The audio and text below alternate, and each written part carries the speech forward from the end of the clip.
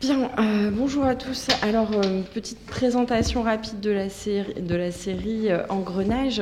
Donc, c'est une série qui est consacrée au monde de la justice et qui va présenter par le prisme de différentes affaires, à peu près une affaire par saison, les relations entre différents intervenants du monde judiciaire. Donc, c'est une série qui est une série télévisée française, produite par le groupe Canal+, donc depuis assez longtemps, depuis 2005. Donc 7 saisons ont actuellement été tournées et une 8e est, semble-t-il, à venir. Principaux personnages pour resituer, je pense que ce sera aussi présenté individuellement. Donc, la police avec 3 personnages principaux. Ce sera présenté par Théo Scherer, qui est doctorant en droit privé. Le juge d'instruction qui est incarné par, dans la série, le juge Roban, qui sera présenté par Noémie Reichling. Le ministère public, représenté particulièrement par le substitut du procureur Pierre Clément, qui sera présenté par Véronique Mikalev-Toudik. Et enfin, l'avocat qui... Oui. On commencera par l'avocat avant le ministère public et qui est qui sera présenté par Laurence Moget-Vielpo. Je vais céder tout de suite la parole à Théo Scherer. Merci beaucoup. Alors bonsoir à tous. Avant de commencer, je remercie l'ensemble du comité scientifique des conférences Pop Culture et Droit de m'avoir confié cette intervention. Je les remercie plus généralement d'organiser ces conférences qui permettent d'ouvrir de nouvelles interrogations en sortant des sentiers battus. Alors en ce qui nous concerne, la problématique, elle porte sur la police judiciaire dans la série Engrenage.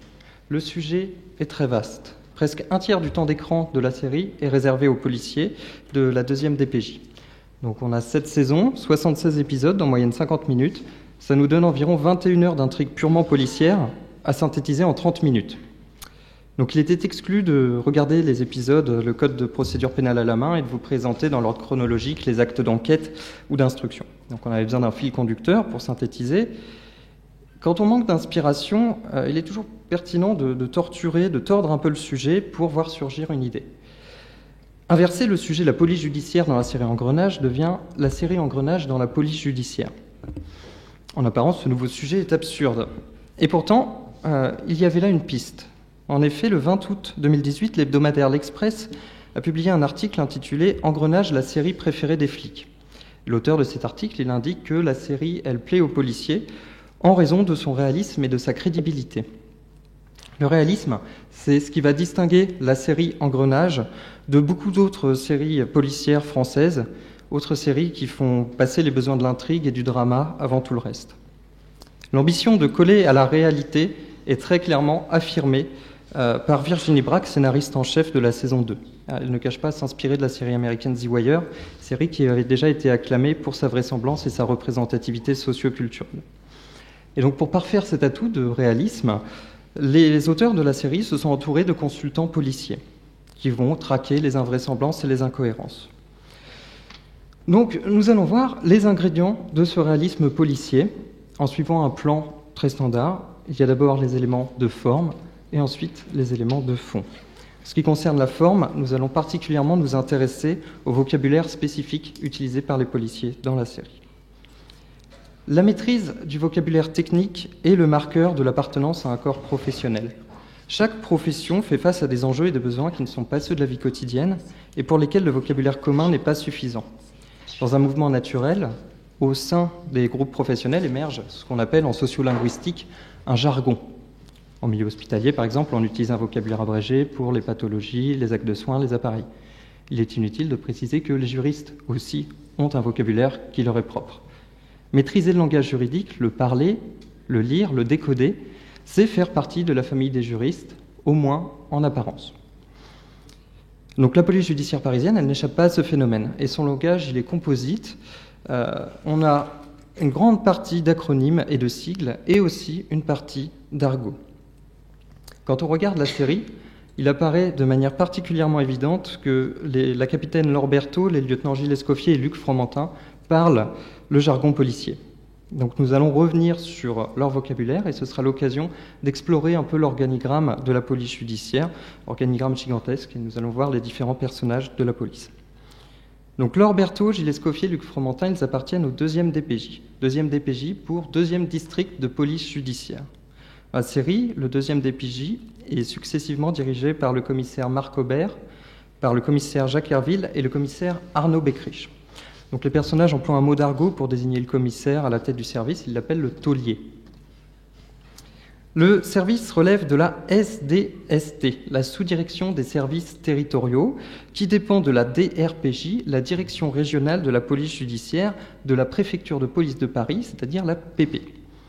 Les 3 personnages, donc, ils ne dépendent pas de la police nationale, mais bien de la préfecture de police de Paris. Revenons sur le 2e DPJ. La police judiciaire à Paris, elle dépend de plusieurs services territoriaux compétents sur un secteur déterminé. La 2e DPJ, ici en rouge foncé, c'est le nord-est de Paris, 10e, 11e, 12e, 18e, 19e, 20e arrondissement. Donc le 2e DPJ est compétent pour les crimes et les délits dans cette zone. Mais il n'est pas le seul. C'est une particularité de l'organigramme de la police judiciaire à Paris. Pour certains services, comme la DPJ, le critère essentiel est un critère territorial, et pour d'autres, le critère essentiel est un critère matériel. Un service avec un critère matériel, c'est la BC, aussi appelée la CRIM, c'est-à-dire la brigade criminelle, qui relève de la SDBC, la sous-direction des brigades centrales. Elle a pour compétence, comme son nom l'indique, principale les crimes, tels que homicide, enlèvement, incendie volontaire. Dans la série Engrenage, elle est représentée par le commissaire Vincent Brémond. Alors, en fait, dans la série, à plusieurs moments, il y a une guerre des polices un peu entre la CRIM et le 2e DPJ. Dans la réalité, il existe un protocole pour éviter que des services enquêtent concurremment sur la même affaire. Dans la saison 7, on a un conflit de compétences positif, mais cette fois-ci, ce n'est plus avec la CRIM, mais c'est avec la BF, la brigade financière. D'autres services sont évoqués dans la série. C'est le cas, par exemple, de la BRB, la brigade de répression du banditisme, compétente pour les vols à main armée, à la fausse qualité ou commis par des malfaiteurs internationaux spécialisés. La BRB, elle est dirigée par le commissaire Vincent Brémond dans la saison 5. Donc il passe de la CRIM à la BRB pour retourner ensuite à la CRIM. Autre service, la BRI, brigade de recherche et d'intervention, aussi appelée l'anti-gang. Cette brigade a une compétence générale pour le banditisme, et elle soutient les autres brigades pour les surveillances, les interpellations et les interventions à risque, musclées. Dans la série, ce sont eux leur rôle, c'est d'enfoncer les portes et de procéder aux interpellations. Toujours pour les brigades centrales, alors très vite, on a aussi la BPM qui intervient, la brigade de protection des mineurs. Dernier service de la préfecture de police, l'IJ, l'identification judiciaire, qui relève de la SDSI, la sous-direction du soutien à l'investigation. L'IJ, ce sont les experts. Donc, ils sont sur les scènes de crime et ils procèdent au prélèvement et à l'analyse des échantillons. Un autre service intervient, mais cette fois-ci, on n'est plus dans la préfecture de police. On bascule dans la police nationale. C'est l'IGPN. Donc, l'IGPN, c'est la police des polices, d'après son surnom, ou l'inspection générale de la police nationale. Alors les personnages le désignent sous le terme bœuf-carotte ou plus sobrement les bœufs. Ce service donc ne relève pas de la préfecture de police, mais de la police nationale. Ce sont dans la série les empêcheurs de tourner en rond. Ils reprochent systématiquement au lieutenant Escoffier et à la capitaine Berthaud leur manière peu orthodoxe de conduire une enquête. Maintenant que la police nationale est ajoutée au schéma, on doit ajouter un dernier service, le SIAT. Il est inclus dans la SDLCO, la sous-direction de lutte contre la criminalité organisée, qui dépend de la DCPJ, la direction centrale de la police judiciaire. Le SIAT, c'est le service de rattachement de Samy dans la saison 2. SIAT pour Service interministériel d'assistance technique. Alors le nom n'est pas forcément parlant.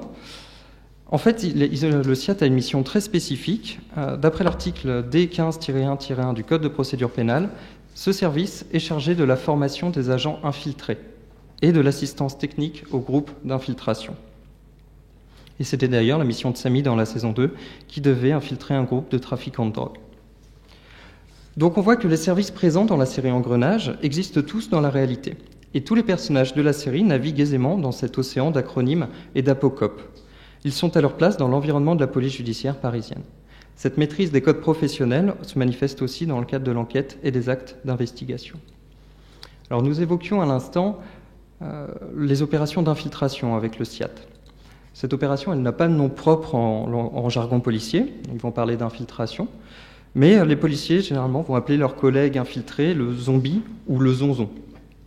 Le régime de cet acte d'enquête, il est présenté dans les articles 706-81 et 706-82 du Code de procédure pénale, des articles créés par la loi Perben II.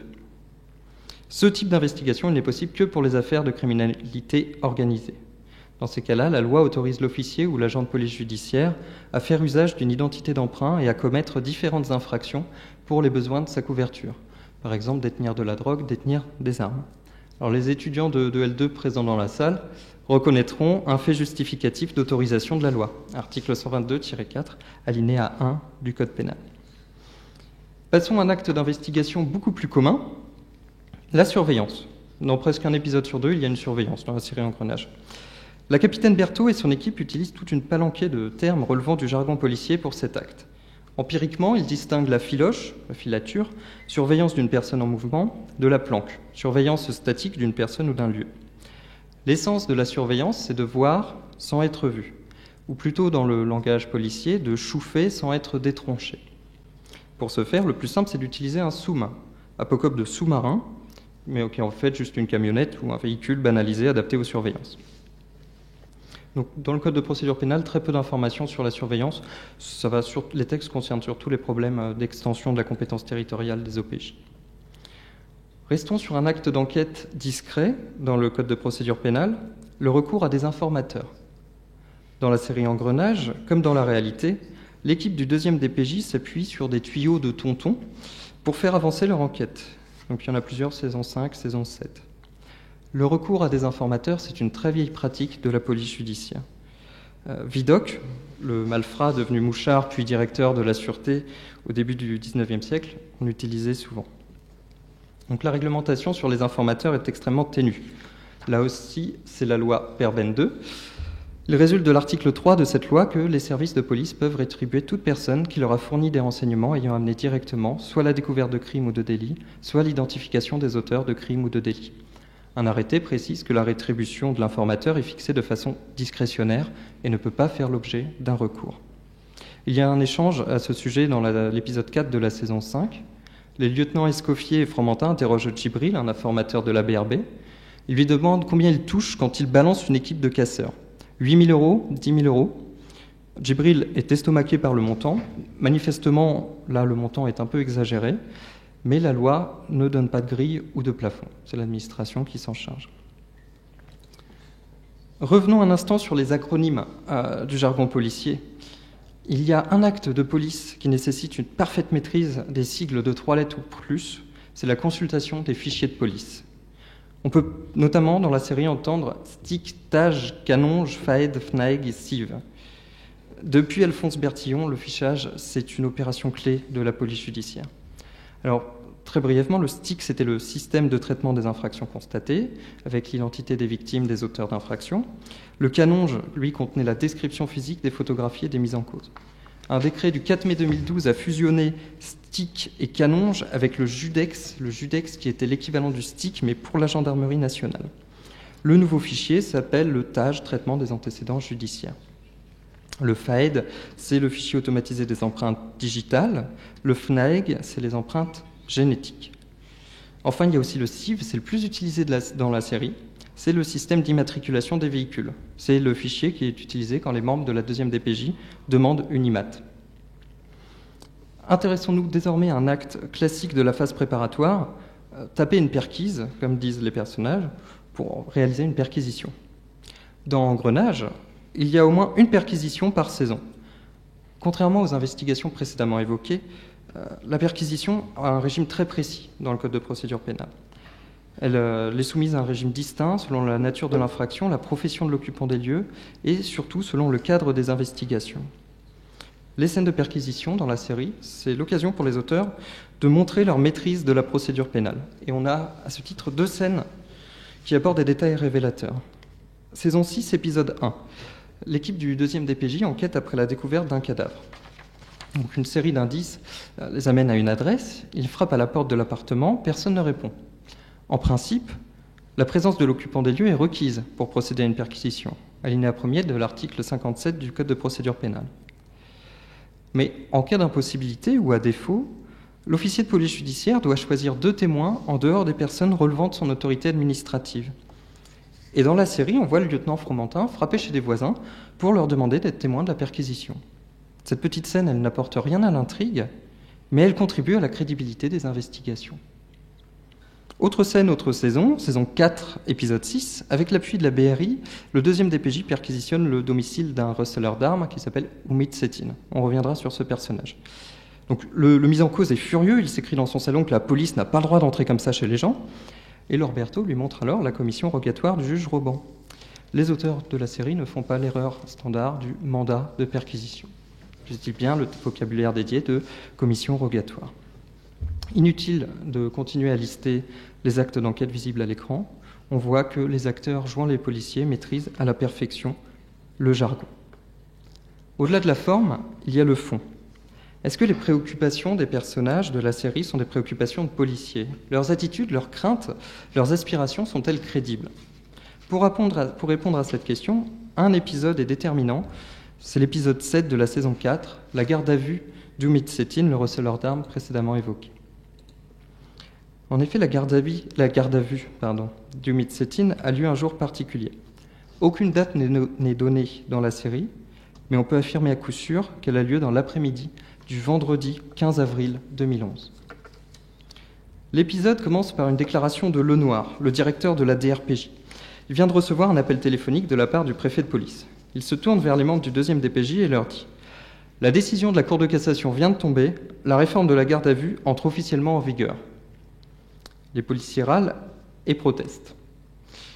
Lenoir précise « Donc à partir d'aujourd'hui, la présence d'un avocat est obligatoire pour toute la durée de la garde à vue. » Alors, comment un arrêt de la Cour de cassation peut-il entraîner l'entrée en vigueur d'une loi ? Dans la réalité, ce n'est pas tout à fait ça, mais des arrêts de la Cour de cassation ont eu pour effet l'application anticipée d'une loi. Revenons un peu sur les faits. À cette époque, la garde à vue est en crise. Les arrêts Salduz contre Turquie et Dayanan contre Turquie en 2009 laissaient présager que la garde à vue pratiquée en France était inconventionnelle. Le 30 juillet 2010, le Conseil constitutionnel a déclaré les articles relatifs à la garde à vue contraires à la Constitution. Et le Conseil constitutionnel a constaté une violation du principe des droits de la défense. Il a considéré que l'assistance de l'avocat n'était pas effective. Pourquoi ? Parce qu'à ce moment-là, dans la législation, l'avocat ne pouvait pas assister aux auditions du suspect. Et puis il y avait aussi le fait que le droit de garder le silence n'était pas notifié. Constatant qu'une abrogation immédiate entraînerait des conséquences manifestement excessives, la Cour décide de reporter au 1er juillet 2011 l'abrogation. On a l'arrêt Brusco contre France, je passe. Bref, on a une déclaration d'inconventionnalité, une déclaration d'inconstitutionnalité. La Chambre criminelle de la Cour de cassation a réagi. Dans 3 arrêts du 19 octobre 2010, elle reconnaît que l'absence d'avocat pendant l'interrogatoire de garde à vue constitue une violation de l'article 6 de la CEDH. Toutefois, au nom du principe de sécurité juridique et de bonne administration de la justice, elle considère que cette règle n'a pas à s'appliquer aux anciennes gardes à vue et qu'il faut attendre le 1er juillet 2011 ou l'entrée en vigueur d'une loi la prévoyant pour l'appliquer. Et elle refuse de déclarer nulles les gardes à vue alors qu'elle les reconnaît inconventionnelles. Alors en parlant de loi, justement, le législateur travaille sur un projet de loi qui deviendra la loi du 14 avril 2011, relative à la garde à vue. Cette loi, elle prévoit notamment la présence d'un avocat pendant l'interrogatoire du suspect. Dans les dispositions transitoires, il est prévu que cette loi n'est applicable qu'aux mesures de garde à vue prises à compter de son entrée en vigueur. Et l'entrée en vigueur est repoussée au 1er juin 2011. Donc la loi du 14 avril est publiée le 15 avril 2011. Théoriquement, les commissariats ont 1 mois et demi pour se préparer. Mais le 15 avril à 14h05, tout bascule. Avec 4 arrêts, l'Assemblée plénière de la Cour de cassation affirme que les États adhérents à la Convention européenne sont tenus de respecter les décisions de la Cour européenne sans attendre d'être attaqués devant elle ni d'avoir modifié leur législation. Elle précise que pour que le droit à un procès équitable consacré par l'article 6, paragraphe 1, soit effectif et concret, il faut en règle générale que la personne placée en garde à vue puisse bénéficier de l'assistance d'un avocat dès le début de la mesure et pendant ses interrogatoires. Et elle annule des gardes à vue de 2009 et 2010. Donc à partir de cet instant, pour éviter de voir toutes les procédures s'effondrer, les enquêteurs doivent faire venir un avocat lors des auditions des suspects privés de liberté. Et c'est ce qui fait râler l'équipe du 2e DPJ. Pour eux, l'avocat, c'est un empêcheur de tourner en rond, qui va imposer le silence à son client et ruiner toutes les stratégies d'interrogatoire visant à obtenir les aveux. Alors juste un extrait d'un tract syndical du syndicat Synergie pour voir si ça correspond à l'opinion de certains policiers. Je cite l'extrait. « Synergie officier est stupéfait et écœuré par la décision prise ce jour par la Cour de cassation qui fait voler en éclats un pan complet de la procédure pénale française au seul bénéfice des voyous. » Opinion très marquée du syndicat de police. Mais dans la série, Laure Berthaud avait raison. La première garde à vue avec un avocat se passe extrêmement mal. L'avocat l'interrompt sans arrêt, il tient un conciliabule avec son client, ce qui est interdit, l'avocat ne doit intervenir qu'en fin d'audition. Et Laure Berthaud craque, elle appelle le bâtonnier, met fin à l'audition, c'est fini. L'enquête n'a pas avancé. Donc un moment de crispation particulier entre avocats et policiers, comme il en a existé dans la réalité. Donc Laure Berthaud est dépitée. Elle va voir le juge Roban et lui dit « Monsieur le juge, la garde à vue, ça ne sert plus à rien ». Alors il l'invite à imaginer de nouvelles solutions. Il lui dit « Dans les limites de la loi, on peut faire tellement de choses ». Et ces limites, Laure Berthaud va les explorer. Elle va dans la cellule d'Umit Sétine. Devant lui, elle va dénigrer son avocat, lui dire qu'il travaille dans son seul intérêt et qu'elle va lui proposer une sorte d'arrangement un peu vague, on ne sait pas trop ce que ça va donner, le tout hors procédure. Donc elle fait du hors procédure pour court-circuiter l'avocat. Donc ce type d'attitude, il entre en contradiction avec plusieurs dispositions du Code de procédure pénale, c'est évident. Et des aveux obtenus de cette manière ne pourraient pas entraîner une condamnation. Mais là, la capitaine Laure Berthaud, elle ne cherche pas des aveux, elle cherche des informations. Et ces informations, elle ne veut pas les faire figurer sur un procès verbal. Donc on ne peut pas annuler un acte qui n'existe pas. On est dans les limites de la loi. Dans la réalité, je vais très brièvement, est-ce que ce genre de pratique existe ? Alors il y a une thèse de Madame Adélaïde Barjot, c'est une thèse de sciences politiques, qui a travaillé sur le off en garde à vue. Et pour les besoins de son étude, elle a recueilli des témoignages de policiers. Pour eux, c'est très difficile d'avoir des informations en off, c'est-à-dire non actées dans un PV, quand l'avocat est présent. Donc d'après une personne interrogée, il existe une solution de contournement, il faut descendre dans les geôles, offrir une cigarette et discuter hors cadre avec le prévenu. Quoi qu'il en soit, dans la série, la stratégie n'aboutit pas, le stratagème était trop visible, trop gourmand, et Umit Sétine refuse toute négociation. Ce simple exemple révèle que la série Engrenage est en phase avec la procédure pénale. Ils font des évolutions du droit, un ressort scénaristique, et donnent aux personnages des réactions et des comportements crédibles. Pas le comportement classique, pas le comportement moyen, mais en tout cas crédible. Cependant, et ce sera ma conclusion, attention. Il ne faut pas imaginer que le quotidien de tous les commissariats ou brigades de gendarmerie de France ressemble à celui du 2e DPJ. La série offre des portraits réalistes, certes, mais spécifiques, qu'on ne peut généraliser. Les actes de police présents ne sont pas les plus fréquents. Et en plus, le cadre de l'enquête, c'est l'instruction. Dans la réalité, c'est moins de 2% des affaires poursuivables. Aussi, aux étudiants qui se posent la question, non, regarder la série Engrenage ne suffit pas pour assurer la moyenne au partiel de procédure pénale. Mais ce n'est pas l'objet de la série, qui est avant tout un divertissement et qui, sans maltraiter le droit, et c'est à son crédit, arrive à nous entraîner et à nous émouvoir. Je vous remercie.